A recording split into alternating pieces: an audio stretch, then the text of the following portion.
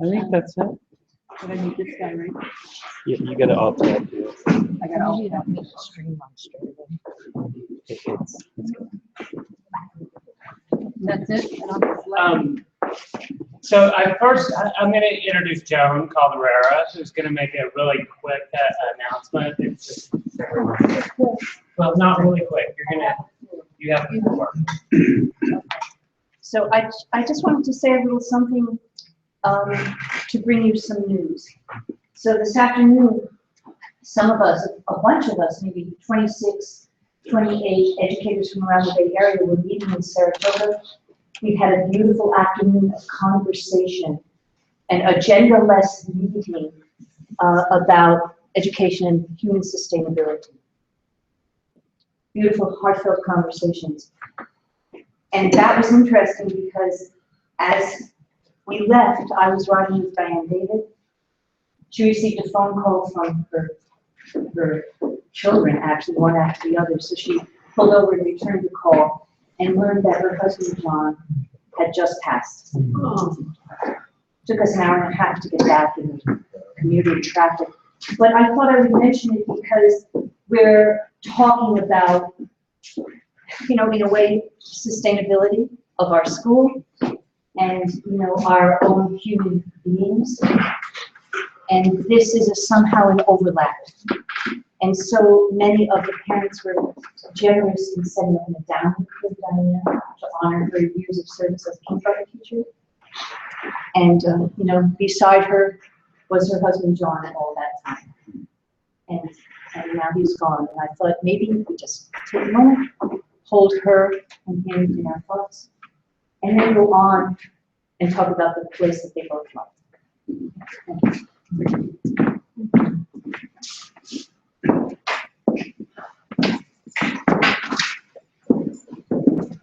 So thank you all for coming. I'm glad that we could all be here tonight to talk about the financial aspects of the school. Gerhard and I believe Sheila are going to talk a little bit about how things have been progressing. We always also want to make sure that everybody remembers the mission of the school, because no matter what we're doing, building buildings or raising endowments or raising faculty salaries, this mission is what we are always working towards as parents, as faculty, as staff. So I'm not going to read the whole thing, so if you could just take a moment to read it.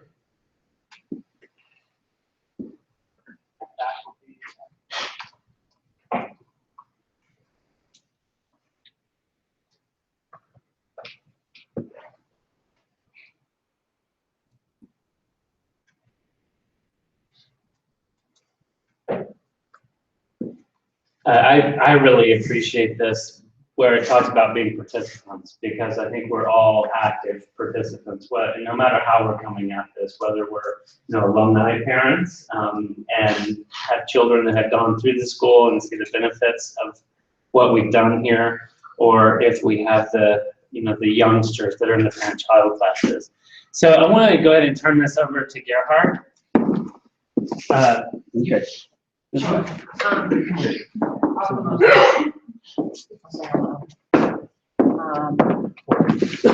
Hi, I'm Sheila Stroller. So I'm very sad to hear this news about Diane's husband. I think I did not know him well, but certainly I knew him for many years, and he was such a nice man, and I just feel for Diane and her partner in life. I would say that on one hand, I am very happy for all the things that we have done at this school, and there's actually a lot to celebrate tonight in terms of this. And I'm sure any of us know that he would be thrilled at the kind of progress that the school has made, and that frankly he was a part of, every day, supporting his wife and his children.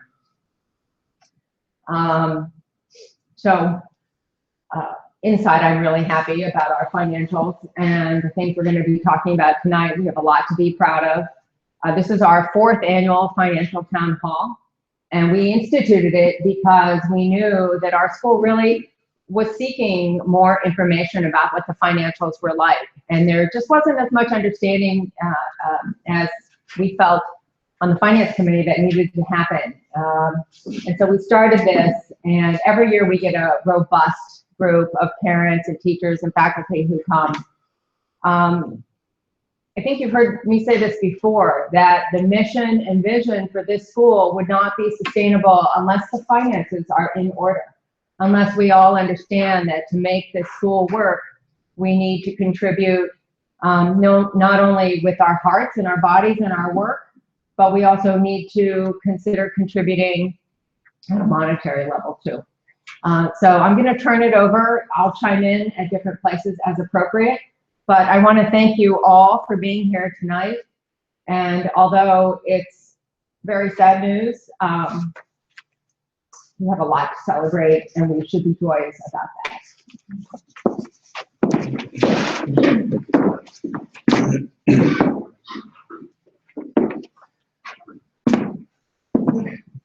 Smaller group. So I think, feel free as I go through slide to ask questions, because it's not a like 80, 100 people group. So I think you can just keep it very, very informal and very personal.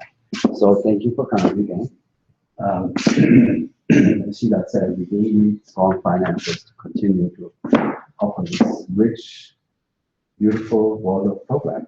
And before I start, actually, I want to say something that I'm personally happy about. So when we closed the year last year, I was asked by the audit committee to look for a new audit firm. We have worked with PCH Phillips for 8 years, and best practices say that after 6, 8, 10 years, people do it differently.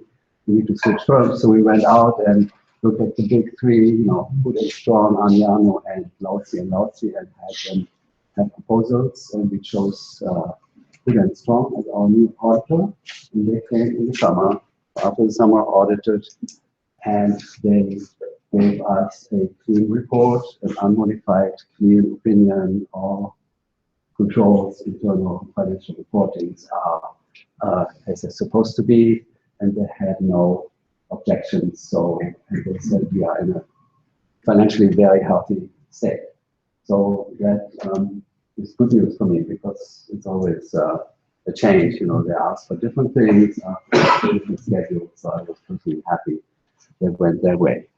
So Thank you. I have to mention also Jim Finn, my dear colleague, and Robert, who's sitting there. I mean, he runs the business office for all of these. So let's go to the numbers then, and please ask questions. So here's sort of our financial overview as of last school year. So we have assets, $22 million in assets in one column, and on the other side, $14.5 million in liabilities. So the difference between these is our equity, $7.5 million. So it's a very healthy chunk of equity that we, as our students hold, as a security, and it's actually up from last year about $850,000. Our properties are valuated at $15 million. The market value is actually considerably higher, because we are holding Washington Street and then this campus, and this is just the accounting value. So, this is a very healthy state to go on from as a school.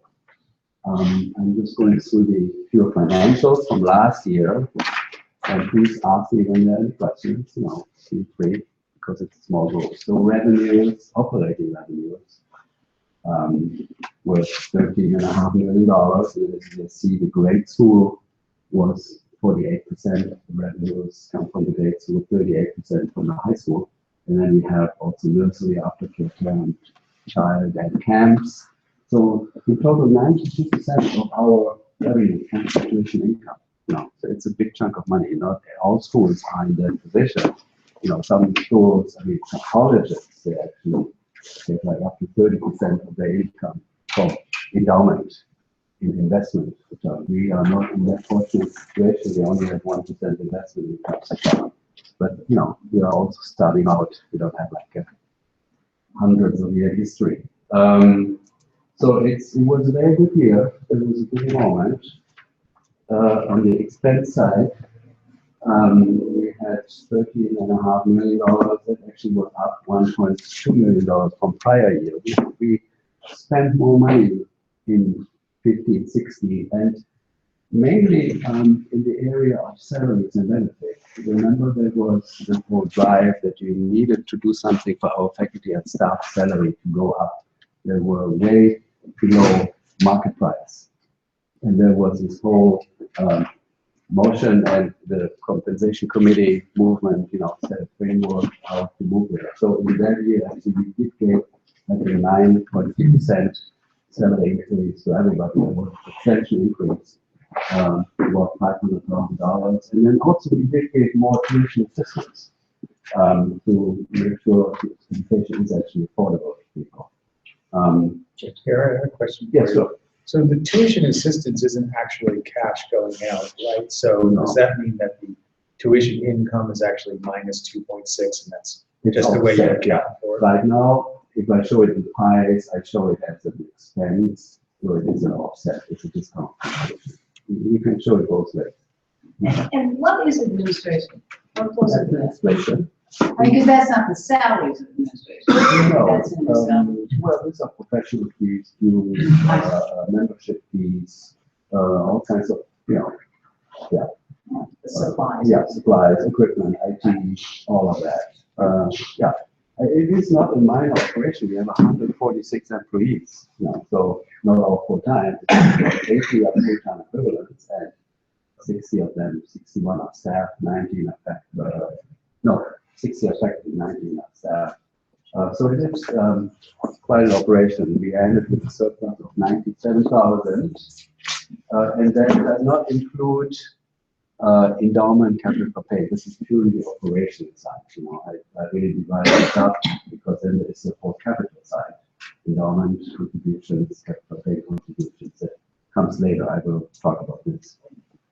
All right. So this was the year 15-16. Now, of course, as a financial person, I'm always looking ahead. I mean, now we are in 16. 17 and already looking at 17, 18. So, and the most important thing I'm looking at, of course, is enrollment. Enrollment is the single most important factor for our school, 90% of tuition income. If you look at the year 15-16, we had 151 at the high school, 276 at the grade school, and 34 at the nursery. So these are these two brackets. For this year, the high school enrollment went down a little bit, and mainly because several reasons. But one reason because we didn't enroll any international students, because we did a switch in our international student partner, and we missed sort of that 1 year. There were reasons for that. We couldn't really accommodate them as well as we wanted to. So that's why it went down. But if you see going ahead, for 17, 18, we are projecting 158, and that's also a function of graduating a small class of 28 and enrolling a bigger class of 43, something like that, how the education is right now. So there is, at the high school level, there is still room to grow. I mean, we are hoping to be at 150, 165 in 2 years, and maybe 5 years at 180, so the capacity, but it needs some adjustments to be able to fit them all, The grade school with 270 is essentially at capacity. It goes up and down a little bit, but it's some classes at some stage, but it's essentially at capacity. And the nursery is actually at capacity waiting list. So 34 is actually full-time equivalent children. They come 2 years, 2 days, 3 days, 5 days, and they represent actually 55 children in nursery. So we're forecasting a total of 467 students, which will be our highest. So, that's good to see. So these are the number of students. I'm pretty sure we're at 148 this year. 148? And we are graduating our smallest class. Yeah. So I think that, we'll be, Yeah. you But I'm not counting exchange students and people like that, So I have 143. Anyway, it's fine. we'll figure it out. So these are the number of students, and then of course comes the tuition chart, which I do every year, especially in times of tuition, setting. This is the list I go through. These are the peers we are looking at. And interestingly, every year, everybody moves up. It's a phenomenon. There's hardly any change in even the positioning. We are always at the bottom of the pack. And actually, personally, I like to be at the bottom of the pack. I think we have a great value proposition. Of course, it's how you look at schools. Some people, some schools have fancy $15 million cafeterias. That is true. We don't have that. And some schools have this and that technology. But I think we have a very, very special offering as a small school, a very distinct curriculum, and a very good education to offer. That doesn't stand behind any of these at all. So you see prices, going from, for kindergarten, the lowest is 19,000, and the highest is 30,000. By the time you get to 8th grade, you have 32,000. And for high school, anything between 31 and 44,000. So that is the range we are in, and it is quite a lot of money. It is quite a burden and quite a shock for families, young families, to look at. This is what I'm facing, how I'm going to finance that. So, but there is no. I've been following it for many years now. There is no trend to reduce the increase. There is no indication that anybody wants to step away, and it's essentially similar to colleges. They have also a very high price tag, but then they have also a rich offering of tuition assistance, which we do too. And that's my next slide. We do want to make sure that this education is available to everybody who is committed and otherwise wouldn't be able to afford it. That's essential for us. And you see that we have 45% of our school population receiving any kind of financial aid. And we're spending 21% of our revenues on financial aid. This is a statement because the school doesn't want to become like an elitist private school. We want to keep our constituency. We want to keep economic diversity. That's important to us. And we're spending $2.6 million on it. By the way, this KIPP scholarship program was funded in 2007 by an anonymous donor. It's a full free ride in the high school for 4 years. And we have 16 students at the high school. And also at the grade school, actually started this program also now. There's one student in 5th grade. We want to start the program already out studying in the middle school. So that's encouraging. There's a lot of help, so don't be shocked. Any of parents among you, don't be shocked by the price tag. Yes. Oh yeah, please. Yeah, what's the 21% of the revenue that we spend on tuition assistance compared to other schools? It depends, it's very much what high schools spend. I think it's the norm for high schools, 21, 22%. I mean, some spend up to 30, some as low as 15. At the grade school market in San Francisco, it's lower. And we are also lower as a team, 13%. Grade school is, I would say, the range is between 7% and 15% of schools we are looking at. So the high school is a much more competitive market, also because there were high schools that just increased their capacity. in the last couple of years. So it's not everybody's fault. Gina. And I think one of the big differences is that while our number in terms of percentage of revenue is a norm, very much in line with the rest of our community, the percentage of the student population who receives some financial aid is higher, which represents our school's values, and thus we spread it around. So it's not as deep, but it is wider. Any other questions? I have another chart that's actually talking about the same thing. So here you see over the last 7 years, the blue line is the tuition increase. Over 7 years, it went up 29%. You know, it's a nice number, but the tuition assistance number went up by 50%. So, and that is actually what it takes to counter the effect of tuition increase for families, for middle-class families, because otherwise they're priced out of the market. We cannot just go 4% here and 4% here, because then they don't have, you know, they will be priced out over time. So we need to go 3 to 4% higher every year for tuition assistance to create the same financial environment. And actually, that trend is in line with our schools and also with colleges. I mean, if you see colleges, only 30% of people pay full price. I mean, many, I think, you know, that's the number I've heard, and 50% are on some kind of financial aid. So this is the proof that we do make an effort to not become an elite school, you know, because sometimes I hear affordability is a problem, but we do make an effort to not to make this education affordable to everybody. So this chart is there to explain where does the tuition go. There's so much money. Where does it actually go? So if you take a mix of grade school, high school by student, we get an average of 27,000, and after discounts and such, 22,000 are left.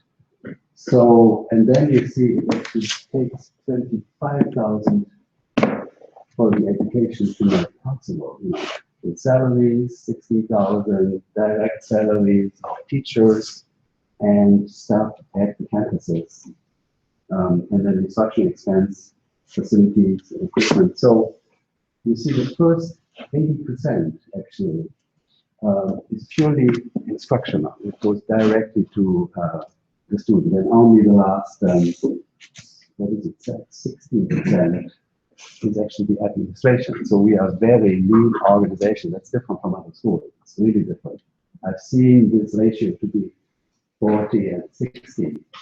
So we are really operating with a very small staff, advancement office, business office, all insurances, professional services, you know, even debt service. We cover with 16% of that. And yet still there remains to be a gap. Do you have a question? So just remembering from last year, Yeah. there's been a big change. I'm just curious what the number used to be, if you recall, on the debt service, because that was a very significant piece. Right. It's a very good question. It doesn't kick in this year because we did, and I will talk about it in a minute, we did refinance, but the effect is actually only visible, really visible in say 17, 18, because in order to get out, we needed to pay some penalty fees and so the effect is not really coming this year yet, but it will be next year. About how much, how different would that number, will that Well, number be? we are saving about, about $750,000 every year in interest payments. So yeah, So, yeah. that's divided 650. by that is 200. Yeah. 4 million over 70. Yeah. $4 million. I mean, that will become really That obvious. number will go. Yeah. That's great. So there is this gap that we talk about every year. Every school actually does have the gap. You know, it costs actually more to educate than you can charge for tuition, because nobody really wants to charge the full price. Also, there's a benefit charging less, because then parents can make a donation to the annual fund, so which is tax deductible, So it does have an advantage to not to lead with to be covered with annual fund essentially, and sometimes investment income draw from endowment. So this is where the annual fund kicks in, and actually raises 2,700 times the number of fees. It's like 1.2 million. Yeah, it's a big amount. Good. Let's go to this one, the endowment. When we talk about this, the endowment is something we can be proud of. It has been set in place in 2007, and it's there to develop like a financial pillar. Ultimately to balance off swings in enrollment, which are inevitable. So if you have an endowment, the idea is you can, have that as a pillar and draw from it, and also it creates sort of more financial standing for lending institutions. So we have 6 people on the endowment, on the investment committee. It's a board committee. Sheila is on it. I don't see anybody else other than myself. And Cody, Ben Miller, Zeke Loretto, and John Foley, they're all investment professionals. So we actually do feel pretty comfortable holding it in-house in our own hands. We discussed putting it into an institutional advisory services, but we decided actually against it. So we're holding it in-house. We have investment calls quarterly to go over the portfolio education. It's like 60% equity, 40% fixed income, pretty standard and somewhat conservative. We follow all the institutional guidelines, and this year actually, or next year I should say, for 17-18, will be the first time where we can talk about spending something. So with getting close to $3 million or reaching $3 million, the accumulation phase is fulfilled, and we will be able to start distributing, and that's an exciting time. This is the chart as of October 30th. As of October 31st, actually, we are at $2.7, $2.8 million.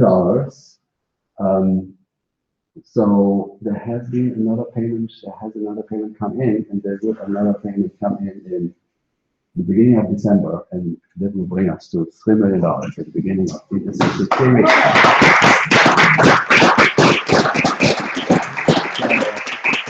This is a great goal to reach. We work hard to get there, and it actually was very important to get to the $3 million, and I explain in a minute why. Just a couple of things. As you see, the year-to-date is 4.6%. Has gone up since then, and since inception, 5.6%. So it's a decent approach, very stable performance. But what I wanted to say, the endowment allowed us to refinance our bond on October 1st, 2016, just 6 weeks ago. It actually went full in force. So let me just speak to that quickly. We did have a bond with Wells Fargo over $14 million, 5.9% interest, and in addition to that, they also requested us to hold fiduciary funds, for their own security in more than $1 million, where we also paid interest on. So it's not necessarily the best deal, but there was just the situation the school was 10 years ago. So with the help of the endowment, we went out to the lenders. We had 9 offers from banks, and very competitive offers, and we actually chose US Bank as the institution we want to go with, and we refinanced with $14 million with $11.7 million at 2.6%. So you can see the interest went down from 820 to to 283 years. So that will kick in next year fully. So that's a big step, you know, saves the school over $4 million in 7 years. So in addition to that, we also have another facility that we can tap into, like a draw account. We haven't drawn anything on it. You know, as sort of a facility we could use for future financial needs. It's now at, you know, 1 month LIBOR plus 1.8%, so it's floating. There's nothing drawn on it. So this is what we arranged, a total of $16.5 million. Also, all tax-exempt bonds. We went through the whole process, so it's very good rates. So we're glad to have that in place, and it's a major milestone that actually brings the school onto playing field with other schools who, you know, had that already many years ago. We have been able to be there. So that actually makes a big difference. And with that, we can you know, go into creating new potential, new possibilities. Now we have actually more financial flexibility, you know, to actually do the things that I'm talking about next, which is the strategic direction, which are things that all cost a lot of money, but a lot of money. And there are many who cost a little less money, but these are sort of the big ones I want to talk about quickly. Compensation I did, that's already in place. We started it like 2 years ago. And as I said, we raised salaries 18% actually over the last 3 years. And the compensation committee from the board set the framework where we do want to go for faculty. We want to be the best paid faculty, Waldorf School faculty nationwide, you know, and for staff, we want to sort of meet the average level.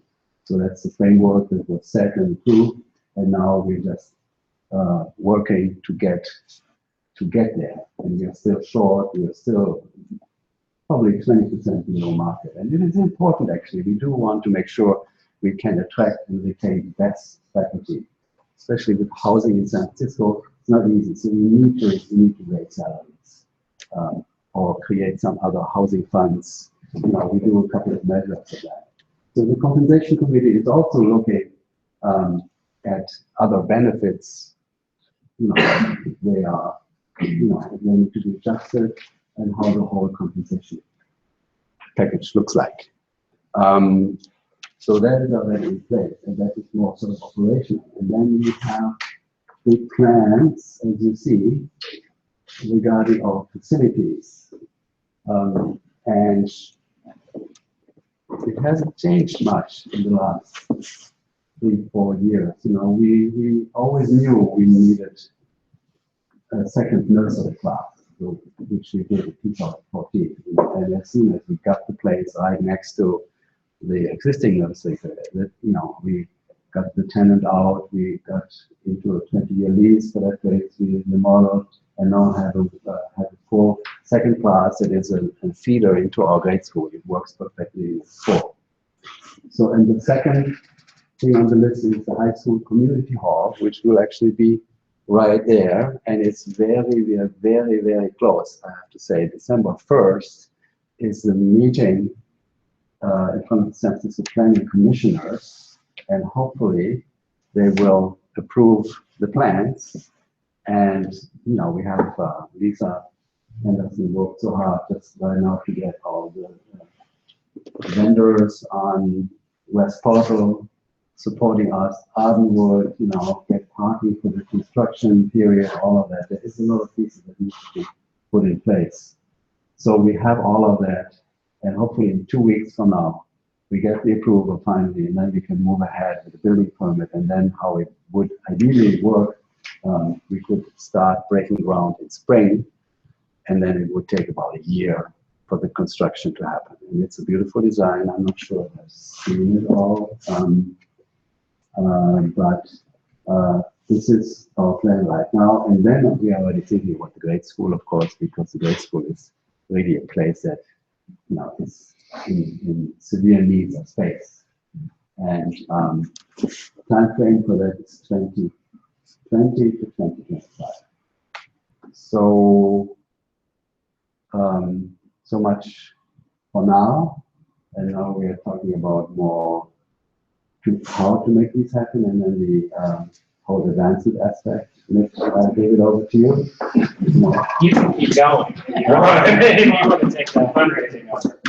I think you have one. Everybody's leaving? Yeah, we're getting to fundraising. He's gonna ask me for money. I do have good news. The girls volleyball won their first set, 25-17. So thank you guys for showing up here rather than there. So yeah, we do, to do all these great things, we do need support of the community. And thinking back to 2007, which was at the very beginning of my time in the school, not as a staff member, but as a parent, was when we were raising money for this facility that you're in now. And at that time, we raised $3 million. And then Sheila and the board took the initiative to help us with an endowment campaign. And so the $3 million, as you heard, is coming in December. So good things are afloat. Right now, we're looking for support for the high school community hall. We're rebranding it the community hall because we wanted to really make sure everybody understood what we're using it for. It is going to be a great gym where we're going to win lots of championships. And it's going to be also an awesome place to have these kinds of meetings, big town hall meetings, any kind of time that we need to get everybody in the community together, which we can't actually do right now. And then we're going to have theatrical performances in there, potentially You're With Me. I think it's kind of an endless thing that we could do. And the other thing that we're taking on right now too is raising money for the Kitsch Scholars Program. Gerhard touched on it a little bit earlier. The Kitsch program is a program that started at the high school, and it is for full scholarships for underserved students in San Francisco. And about 3 years ago, we started approaching different foundations to see if we could expand that program into the grade school, and we were effective in gaining some traction there. The initial funding for the scholarship program is now coming to an end. So we had money set aside for a full program that was set for 135 school years, I believe, of student, something like that. It might be 132. 132. I know there was some division of 4.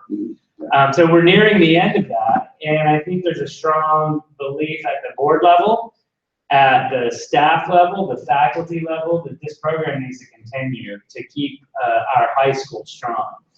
It is a moment where we're also looking at the parameters of that program, but in terms of our goal as a community, we need to raise ongoing about $300,000 a year to keep the program where it is, and with an expanded piece into the middle school at the grade school. So 5th, 6th, 7th, and 8th is what we're actually, that's the time frame that we're looking for. So it would be bringing students in at 5th grade. I put annual goal of 300,000, but this is actually something that we're going to hopefully begin raising longer term money, like multi-year pledges from foundations, potentially finding an endowment for this program, because I think an endowment is really the way that we as a school, and specifically the board, can say, yes, this is something we are behind, this is what we want to do, and we can commit to it again for another 10-year plan, or maybe indefinitely. What's underlying all this, though, is our strength in annual fund. Gerhard talked earlier about the refinance, and there were actually 3 pieces, and he covered 2 of them. One of them was endowment. The banks wanted to see us have a strong endowment. They wanted to see steady and growing enrollment.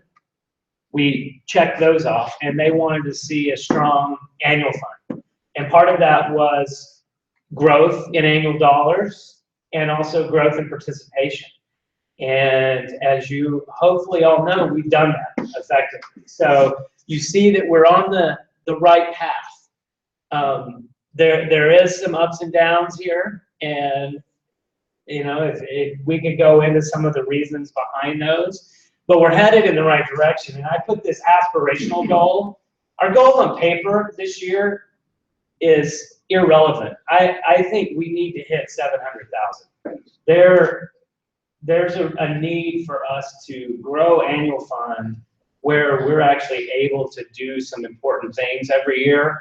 And if we can keep pushing annual fund into really closer to where we should be as a school in terms of the size, the number of students we have, comparison to peer schools and also peer schools around the country, we need to be working on annual fund every year. So this is our advancement liaisons goals, and this is where we're hoping to go. And hopefully everybody's a parent has received a letter within the last couple of days, and faculty and others will be getting this shortly. In addition to annual fund and endowment, we raise funds through our events. Spring Night and Winter Fair are the two large events that we raise money at every year. Last year, we took a dip in net income because we tried something new with Spring Night, and it took us a little while. We had to go to a bigger venue, so it was a little more expensive. And this year, we're going to hopefully overcome that and get back to where we were last year or surpass it. I hope we surpass it, but it's something that's important to the school. As you see, we did also last year begin getting more gifts for the kids program. Outdoor Classroom still has money incoming from past pledges, and we also still have some ardent supporters of the initiative that continue to give every year to the Outdoor Classroom. The Eurythmy Troop raises incredible money every year, and Astrid does a great job out there finding foundations, German organizations who just want to support Eurythmy in the world, and North America Eurythmy organizations that are, for those of you who don't know, we have the only high school Eurythmy Troop in the world. And last year they traveled to Germany. They were in Germany, but it was Stuttgart. And they actually performed for professional eurythmists that are, they do this for a living. And Asher came back and was sharing that what those professional eurythmists actually gained from it was invaluable, because they had approached it as a job, and they saw these students who were up there doing this incredible work and loving it and having fun with it, that it kind of gave them a new perspective. And then also the high school students that they go see every year kind of look at them like, yeah, I thought we didn't like eurythmy. And now we see that it is, so it's great. And then there's always extra giving to other programs. A lot of this was for the parent council at the high school, who has begun raising money each year to create funds to support the faculty here at the high school, which includes a lunch and includes, I think, coffee and little snacks. Yeah, actually, I think they're going to help with the lunch on the parent-teacher conference days. Karen will be happy about that. Great. And then I think Gerhard's covered the endowment and the capital campaign. This is the beginnings of the campaign from last year. And then we also get quite a large value of in-kind gifts, mostly Spring Night, but also gifts to the library, and we get all kinds of gifts throughout the year. And finally, the most fun thing that I like about our community are all the events that we have. And so I just put these up there because I think these are the ones, we've got a lot of events in December. You don't have to go to all, pick like 6. The winter concert on December 1st, Winter Fair on December 4th. The board meeting is December the 6th. And that board meeting, just so everybody, I just want to be clear, the board meetings we encourage you to come. They're open for the first hour, and that's what, there's a lot of reporting done. You can ask questions. Do you want to say something about coming? I know that you love when people come. Yeah, I mean, this is your school, right? And so we have a robust board, and we continue to, and we're rigorous in terms of who we invite to join. We're looking for specific skill sets. If the board is something that you're interested in getting involved in, even when we approach people to join our board, we ask them to get involved on the committee, and we ask them to come to a couple, 3, several board meetings, and they come for an hour, which if you think about it, to trek out here and come for an hour and do, getting to know us is kind of a commitment. But the people who do it are committed, and it's so great when we have community members and we have different moms and dads, everybody coming in. And what it often results in are people who start to get to know our school on a whole different level, on a really granular level. And then at some point, if you're interested in serving on a committee or further service in the board, then it starts to make sense, and people reach out to us, and it can result in ultimately maybe joining our board. But we certainly love comments and people coming and being part of it. So please come. The next event after the board meeting is Sports Basement Party. For those of you who don't know, we always have a yearly party down at Sports Basement. It's fun. You can come down and do some shopping. You save 10%, the school gets 10%, and we have food and drinks, and it's kind of fun walking around Sports Basement with other people see what they're buying. They can convince your wife to buy certain things for you, or at least that's what I try to get done. The all-school skating party is on the 12th. This is just being announced tonight. We just got this kind of on the calendar. That is a free event for the community, and so it's going to be in the Embarcadero again. You can park in the Embarcadero, bring your car, they can validate it, and so the entire evening is free. So it's totally worth it, even if it rains. So if it rains, we have tents and hot chocolate that you can have your hot chocolate and wait for the rain to go. Shepherd's Play and the alumni reunion is going to be on the 21st. And then here's a few upcoming dates. The next town hall, which is a full town hall, that will include faculty presenting, but Karen and Jessica and Laurence, the college chair, Laurence will present, and Jessica, the high school chair, Karen as a grade school chair, will present a little bit about the program, some of the areas that we're working on, some of the things that we have already done. And spring night is on March the 11th. I put steampunk here because that's the working theme right now.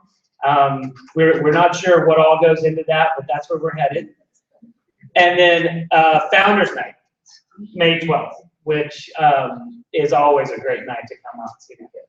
So I think that's all we got. So does anybody have any more questions? What's steampunk? Yeah. Steampunk is, I think it's technically post-apocalyptic Victorian period.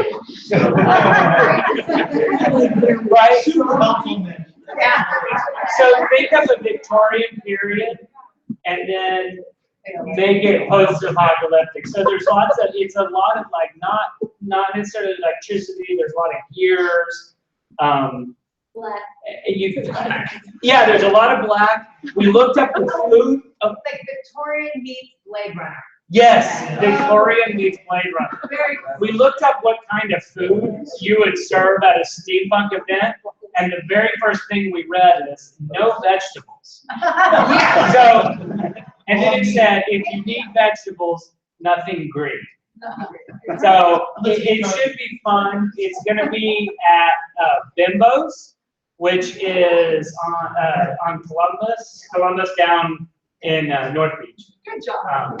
So I'll just clarify, the next board meeting's at the grade school, just because there was Yes. something about coming here, it's actually the great school. And then, they kind of snuck up, but there is one other event, which is if you want to see the choir singing at the Embarcadero this Friday at 4:00, our choir will be kind of kicking off holiday season at the Embarcadero. It was canceled and then on, so there hasn't been much press. And Embarcadero.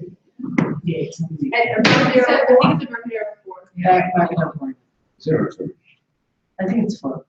Oh, you may know, you've got a choir. Yeah, last year it was It's in the book. Check the bulletin. It's actually not in the bulletin because it was called off and then was put back on, but there will be something going on. For those of you who are listening online, It'll be on. we'll put it on the website. How many people are actually on it? 3. Hey, we outnumber them like 30 to 1. Hi, Corinne. All right, so are there any other questions outside the finances that anybody have? Everybody's plugged in. How did you say that annual fund draft is very nice. Let's go back to I mean, it's a great job, that's all I.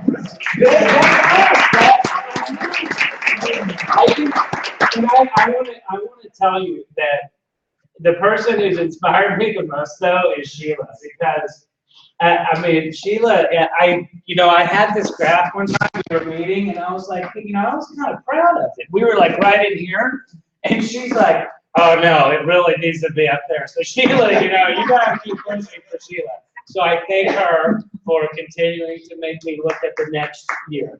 Thank you. Can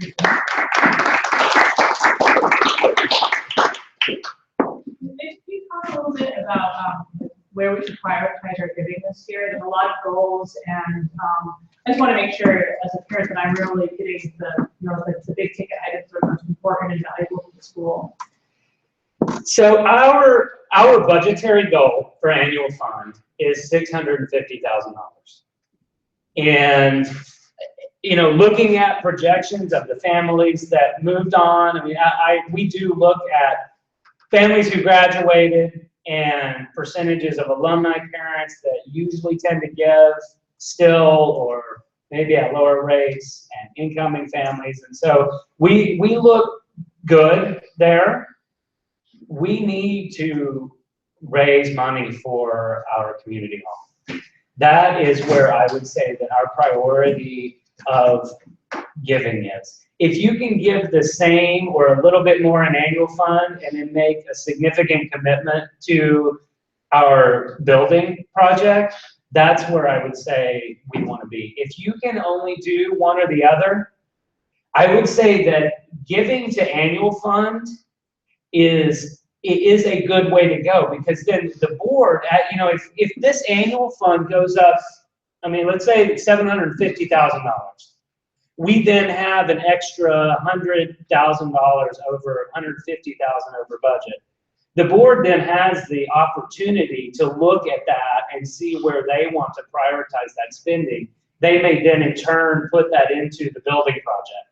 And so it gives the board some leeway. And so if you're not sure, giving to operating expenses gives the community the most flexibility. And it can be moved into endowment, it can be moved into a building fund. Sheila. Yeah, so I would build on what Mitch just said, in the sense that annual fund is really an operating fund. And that is something that we encourage parents to, like at most schools, annual fund comes out of your cash flow. And that is something that the gap between what we pay for tuition versus what we need to operate with the school, and the government gives us a nice way to deduct that. And so that should come out of your monthly cash flow, your annual cash flow. In terms of capital campaigns, that typically comes out of other assets that you have for longer gifts. For example, if you have appreciated stock, or you want to make a more significant gift, that tends to be for capital campaign. Every private organization in the United States needs to be having regular capital campaigns, and that really doesn't tend to come out of your regular cash flow. If you've had a really good year, you might think, you know what, I'm going to set aside X% of my really good year and give it to the school for their capital campaign.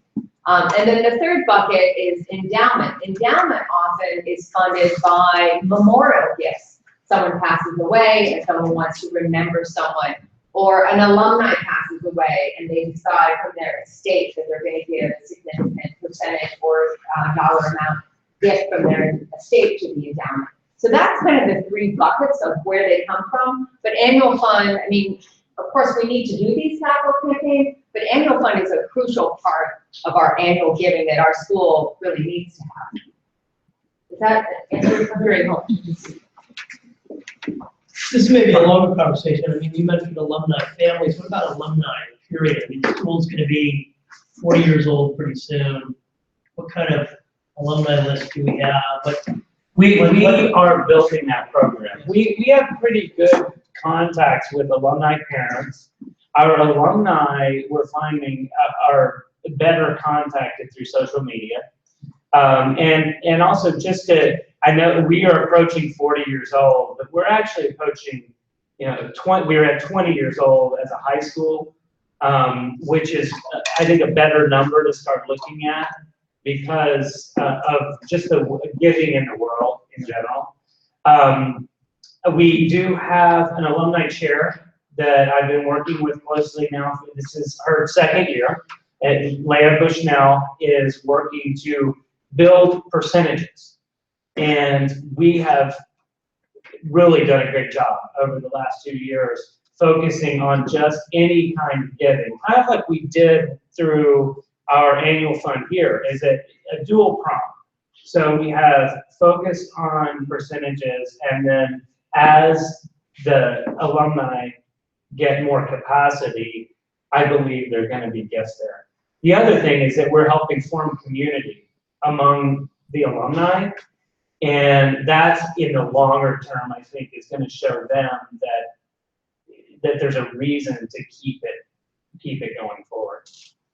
So we have several alumni who are coming back to Winter Fair, for instance, as merchants this year.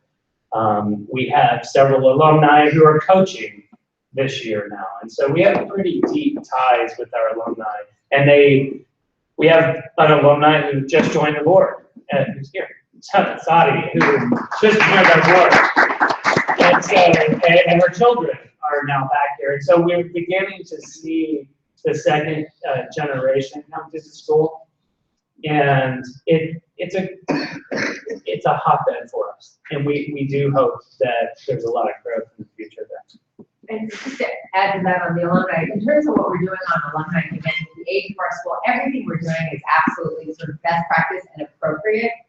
So yes, we're almost 40 years old, but as Mitch said, our high school is actually quite young. If you look at any of our peer schools in terms of their alumni giving, we're actually on track, and the strategy that Nancy and the development office have in place is the appropriate one. So I wanted to just point one other thing out. If you guys know, I know there's a lot of numbers up here, but this is another example where you see this $100 gift. This is a monthly gift to Endowment. That's actually a pretty sizable gift over time. And that was from someone who knew that they knew Diane. Diane was very close to them and was not in a position to give a $5,000 gift. And so decided to set it up monthly. And we've actually seen some of these just continue. We have an alumni parent who's been giving the same amount. I'd like to increase it a little bit. The same amount for going on 6 years now. They were doing it while they were here, and they just kept it going because it fit into their budget. It was coming out of their paycheck at their work, and it's just going. And so it does really make a difference. The large gifts make a difference. The small ongoing gifts make a difference. And so I think that there's something for everyone to contribute to the school. Is the plan to start raising money for the Kids Scholarship Fund now, or when it's completed? Right now. I mean, we've been raising money for the kids program for the last 10 years. So ever since it has been ongoing. As the program changed, in terms of, we started supporting students and figuring out they needed different kinds of support than we were providing. We started raising money then. We've received grants through 3 different foundations for the program. And so it's an ongoing thing. I think that we are now really ramping up a focus on that program. Most of our funding so far has been from foundations. It's a good program of the school that outside foundations will support, and corporations. So if you go to an outside foundation to support operating costs, they aren't always amenable to that. They aren't really into endowment gifts either. They like buildings or programs that are focused on something that they like to see. And so the scholarship program is one that we're getting some traction with.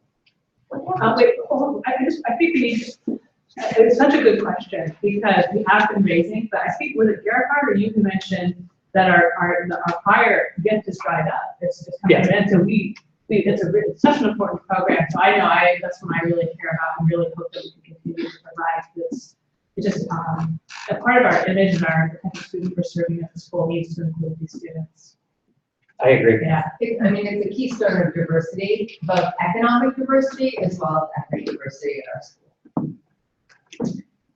Did the KITCH program take the place of KIP, or, I mean, what happened? It was always the KITCH program. Okay. It's been, I think that some in the early years thought it was called the KIP program because the students were specifically coming from the KIP program, which is Knowledge is Power program. It's a group of schools that they're all nationwide. They started in New York, expanded to DC, and then we have several here. There's now a high school.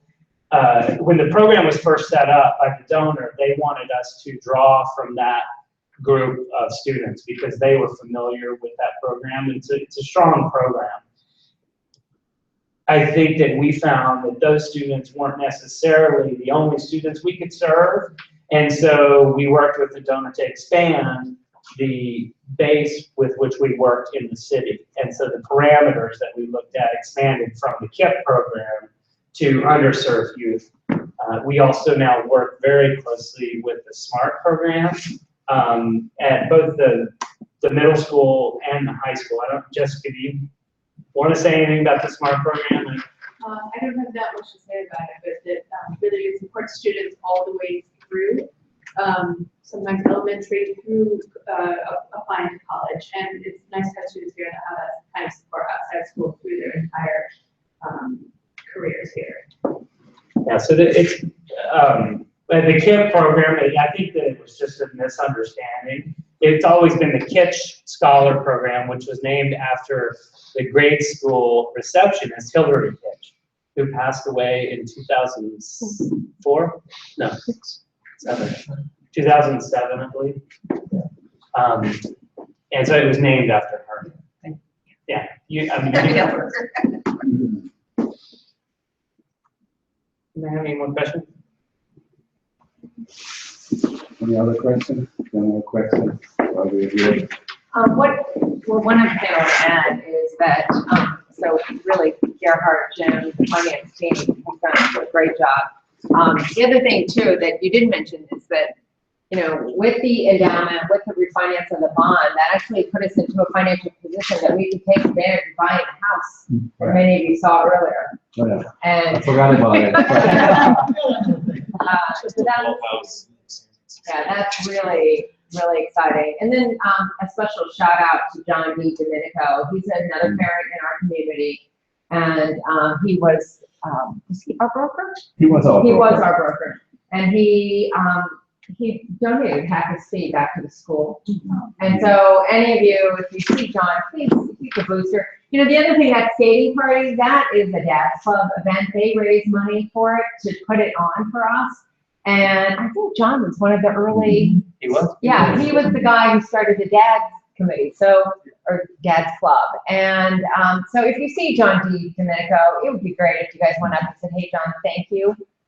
Because, you know, it was nice, and he cares about the school, and he tries to do, and he does a lot of effective things. But so again, this financial, we're in the best financial shape we've ever been in. When we had the audit, the woman who did the audit, kind of stern, I thought, and she said, "I cannot believe this is the same school."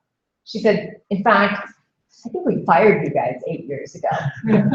So she was incredibly impressed with what the school has done, how our books look, and frankly, the financial guidance that Gerhard and his team have shown our school over the past several years. We would not be in this position without his financial stewardship.